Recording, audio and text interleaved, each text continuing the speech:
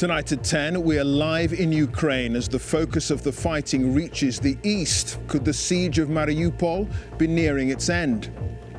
Russia's stranglehold on the city tightens, the mayor says. 120,000 people are still trapped as Russian forces prepare to step up their eastern campaign. The Russians are that way, about 4 or 5 miles from here, within artillery range. And as President Biden accuses Russia of genocide, we report from the town of Bucha, where a team of investigators look for potential evidence of war crimes. Also on the programme tonight, COVID law breaking in Downing Street pushes a Conservative peer to quit as Justice Minister, but other cabinet colleagues rally round Boris Johnson. Spiralling food and fuel costs push UK inflation rate to 7% in the year to March. That's the highest since 1992. More than 300 people are confirmed dead in South Africa after devastating floods, linked by the country's president to climate change.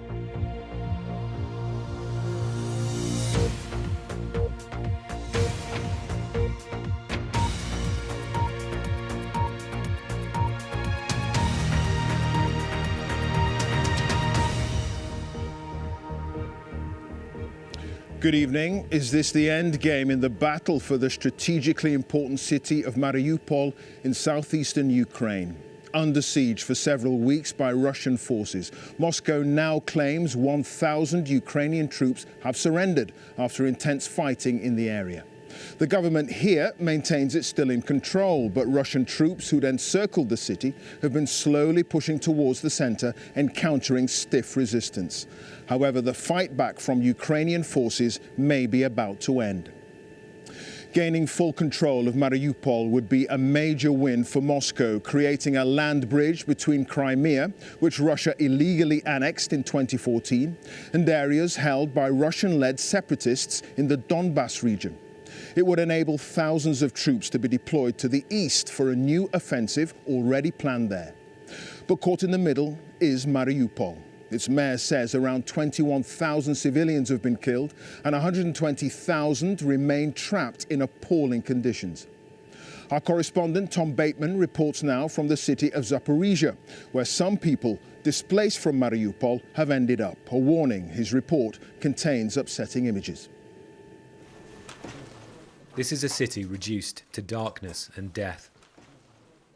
Russia's troops now occupy the theatre that was bombed as hundreds sheltered. Their 6-week siege of Mariupol has brought it to the brink of falling.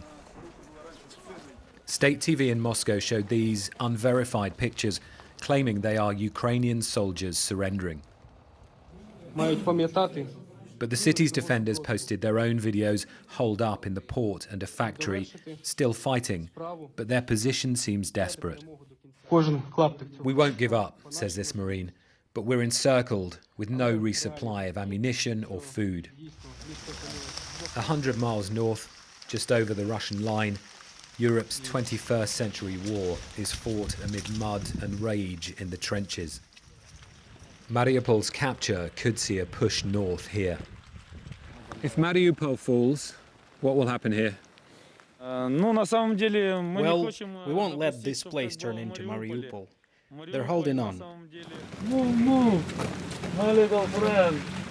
Vitaly shows me their Soviet-era launchers. They also have brand new Western weapons, but they want more, with the war about to move to a decisive phase. So they're completely dug in here, as you can see, and the Russians are that way, about 4 or 5 miles from here, within artillery range, and you can see how they're ready for a long and grinding fight. They've been entrenched for 45 days. We are on our own soil. We expect them to bury as many of them as possible. The more troops they send our way, the more fertile our land gets. Russia's siege has killed thousands of civilians in Mariupol and unleashed an appalling struggle for survival for residents that remain. And these are the children of President Putin's war. This hospital, north of the front line, is taking patients from Mariupol and, like those in this ward, from elsewhere in the south and east. The doctors tell me they're treating children with injuries they usually see in soldiers straight from the battlefield. For Mariupol's survivors, whole lives are packed into a few bags, and they carry the fresh horrors of this war. Lena and Timothy are homeless, their apartment block obliterated in an airstrike. Ukraine's leaders called Mariupol the heart of their war effort, but they fear soon it could stop beating. Tom Bateman, BBC News, Zaporizhia, in southeast Ukraine. The continuing agony of Mariupol. Well, President Biden says the evidence appears to suggest that Russia is committing genocide here in Ukraine. He says it's becoming clearer and clearer that Vladimir Putin wants to wipe out the idea of even being Ukrainian. Evidence of alleged war crimes have been uncovered in areas from which Russian troops have been retreating in the last couple of weeks, particularly to the north of the capital here in Kyiv.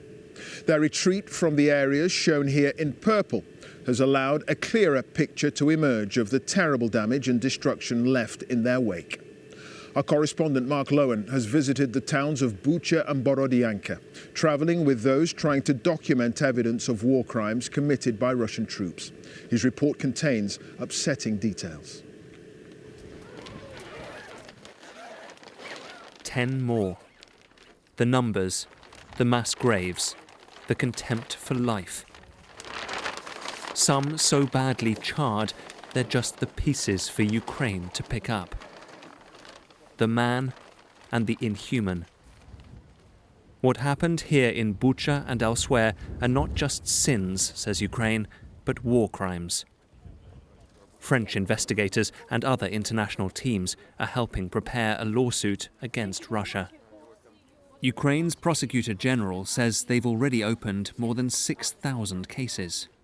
A lot of people speak about genocide of Ukrainian people, and actually it have all grounds to speak about genocide. Vladimir Putin himself, he is president of aggressor. Do you believe you will ever see him judged in an international war crimes court? It is very important, actually. It's very important to whole world to stop dictators. The challenge for prosecutors will be to establish a line of command from the grave to the top of the Russian state, to show that crimes are not just committed, but ordered. Perhaps that will help give Ukrainians a sense of accountability, and that from such suffering can come justice. The long road to that goal, past a landscape of horror, is led not just by the state, but by volunteer investigators, a grassroots army fighting for the truth. They come to Borodyanka, gutted from the air in a relentless assault, tearing out its heart. Amidst the ruins, banned cluster bombs. The destroyed ground is fertile for the team building their case. We're trying to tell the world the truth, and we are trying not to let Russia formulate their lying narratives about the war in Ukraine. We are trying to show to people that those war crimes which Russian troops are committing became like a pattern of their behavior. Among the shattered sea of victims are Oksana Laba and her husband Nikola. They escaped. Their apartment didn't. With the need to tell the story comes the duty to collect it. Our home was our cozy nest. We were planning our children's birthday here. My mother got out just before the strike. It's hard to describe our terror. It's more like hate. It's very important to say what happened, because these are not just war crimes. Russia will not stop until it destroys our country. Freedom and safety, what Ukrainians held dear, has been destroyed. Their solace now would be punishment for those who have broken this country. Mark Lowen, BBC News, Borodyanka. Tomorrow will mark the 50th day since Russia invaded this country, a period of time that has seen a breathtaking level of cruelty and depravity. It has been truly depressing to end so many introductions to reports from our correspondents with the words, "You may find these pictures distressing." And what has Moscow got to show for its invasion so far? Nothing. That is why the battle for Mariupol is so crucial for Vladimir Putin at this stage in the conflict. He needs a win. The siege there is a symbol of continued dogged Ukrainian resistance and persistent Russian failure. No matter the appalling conditions in the city or the level of destruction or how many people die, it will go on until Russia can declare victory. But what will be left for the victor to claim? That's it from me and the team here in Kyiv. Now back to you, Reeta, in the studio in London. Many thanks, Clive. Clive Myrie there in Kyiv. A minister has resigned from Boris Johnson's government over the breaking of COVID regulations in Downing Street. Lord Wolfson, who was Justice Minister, said he was leaving over the scale, context and nature of the breaches, and that it was a matter of the Prime Minister's own conduct as well as actual events. His resignation came after fellow ministers rallied around the Prime Minister and the Chancellor after both men were fined yesterday for breaking the lockdown laws. Our Deputy Political Editor Vicky Young has more. He's broken the law and his own strict COVID rules. Boris Johnson forced to apologise again and again for lockdown partying in Downing Street. I want to begin by repeating my apologies. Mr. Speaker, I want to apologise. I once again offer a full apology. But is saying sorry enough to save his job? For now, Cabinet colleagues think so. It's not defensible, and he has paid that fixed penalty notice. The question, I suppose, in my mind is, as individuals, none of us are perfect. No one does, we all are. We're all human. The question in my mind, therefore, is, did he set out with malice to break the law? Answer, no. But not everyone's brushing it off so lightly. Tonight, Justice Minister Lord David Wolfson resigned over what he called the scale, context and nature of rule-breaking in Downing Street and the official response to what took place. Ken and Ian Blackmore say what went on amounts to hypocrisy. In June 2020, the UK was in lockdown, the month they lost their newborn daughter, just 4 days old. COVID restrictions kept the family apart. To know that through that time, when we were literally only getting a section of time with our baby girl, knowing she was going to die, and there's people having parties, and who made the rules? They're the ones who put that in place, and we're not the only people that lost somebody. Conservative MPs insist they understand the public anger, but say ousting the Prime Minister when there's a war in Ukraine would be wrong. Liberal Democrats said he wasn't a decent man, and the SNP condemned a culture of entitlement in Downing Street. Labour piled in too. The idea that we can't change leadership now because of the war in Ukraine or because of the economic crisis, I think it's actually the other way round. That actually we need fresh leadership, and we need leaders who can concentrate on the job in hand, which is tackling Russian aggression and supporting Ukraine, and also here at home tackling the cost of living crisis. Very few Conservatives are publicly criticising Mr Johnson. One of his fiercest critics, the Scottish leader Douglas Ross, has retracted his call for him to go. But a colleague disagrees. I think that the Prime Minister should walk now because, one, he's been shown to have broken the laws of the land that he himself set, because he presided over a culture in Number 10 where there was persistent law breaking, and because he went and told both the Parliament and the country that no laws had been broken when they clearly had been, and he knew that they had been. Mr Johnson's safe in Number 10 for now, but the police investigation is far from over. So, Vicky, a ministerial resignation today. Just how damaged has the Prime Minister been by these revelations about him breaking the law over lockdown?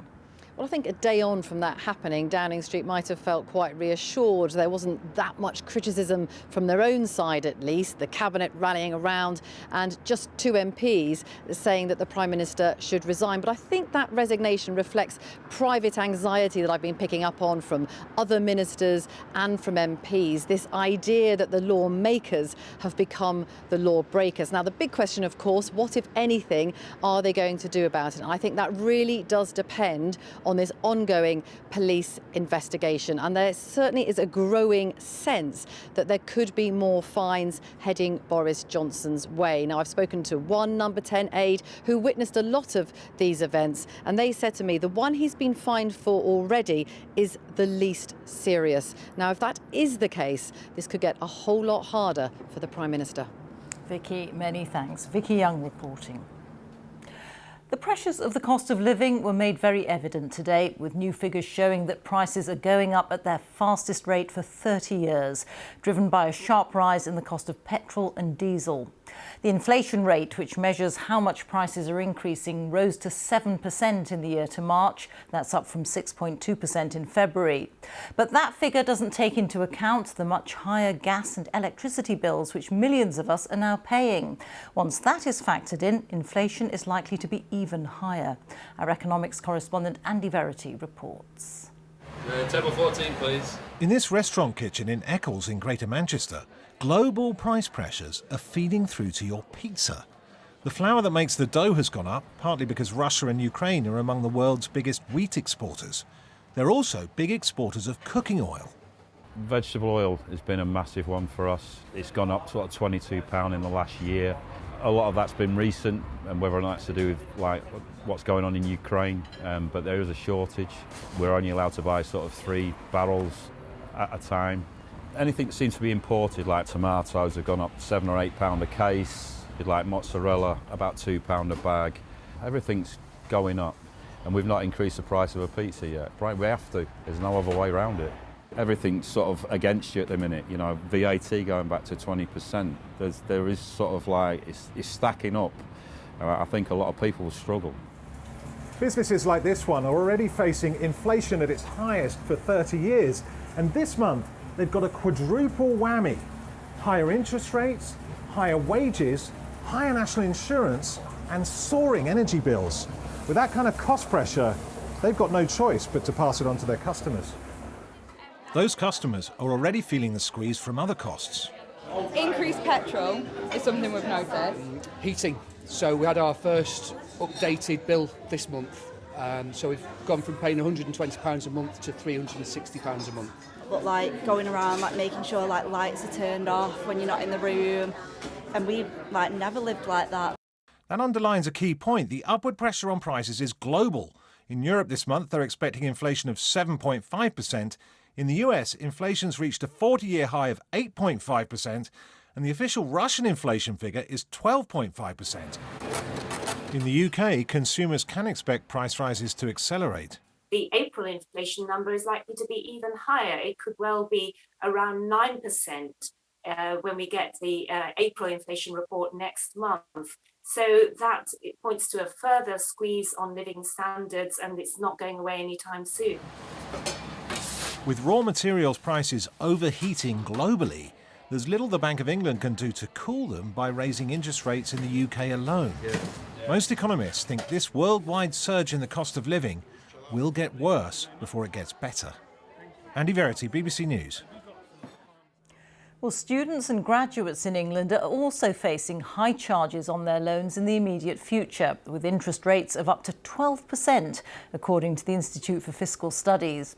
It says that student loans will be subject to what it calls a roller coaster of rates over the next couple of years, and that rates will dip next March after a cap kicks in. Well, our education editor, Branwen Jeffries, is here with me. What's going on here, Branwen? Well, the interest on student loans is linked to the cost of living through a measure called the Retail Price Index, which has gone up today. Now, if you're at university, the interest is the RPI plus 3%, and that's also the maximum a graduate can be charged. But let's have a look at the next couple of years. So we're starting at 4.5% now, but that goes right up to an eye-watering 12%. And it takes 6 months before the cap comes in and it drops to 7%, staying at that level for a couple of years. And then it drops in 24 down to 0% before going up again. Now, the economists at the Institute for Fiscal Studies say the government can and should try to even out this roller coaster of rates. That's not because it's going to have a big effect on what you repay. These loans are over 30 years. The fear is the headline figure could act as a deterrent to some people going to university. The government told us today they believe the system overall is fair because when you graduate, what you repay is linked to how much you earn, and so is the interest rate. And a new system coming in next year for new students starting in 2023 will take it down to just the RPI for everyone. OK, Bradman, many thanks. More than 300 people are now known to have died in severe flooding in the province of KwaZulu-Natal in the east of South Africa. For 4 days, torrential rains have battered the eastern region, causing landslides and damaging infrastructure. South Africa's President Cyril Ramaphosa has said the catastrophic floods show how urgent it is to tackle climate change. From Durban, Shingai Nyoka reports. The aftermath of days of torrential rain. A month's worth of rain fell in a single day in some parts of KwaZulu-Natal. Floods and mudslides destroyed key infrastructure. Communities are in disbelief. Some were lucky to escape with their lives, but the floodwater took everything else. I got nowhere to go now. I got no house, I got no nothing. Yes, my family is there by my neighbors. We tried to give me the place to sleep last night. We never slept last night. The situation is very, very bad. Floods are fairly common here, but rescuers say that these are some of the worst that they've ever witnessed. They've already retrieved the bodies of 3 people from a single family, and there's a desperate search for a fourth, a 10-year-old child. More than 300 people have died, and it's expected that number will rise. Rescue teams are overwhelmed and still trying to locate those who are missing. Everything was a mess. We don't have a food, clothes, even my ID was damaged. We survived, but unfortunately, my child.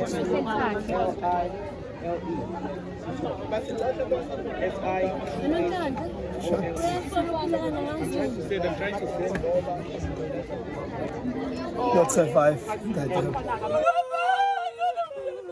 Today, South Africa's President Cyril Ramaphosa toured the affected areas to comfort the grieving and the displaced and to see for himself the areas destroyed, left without water or power.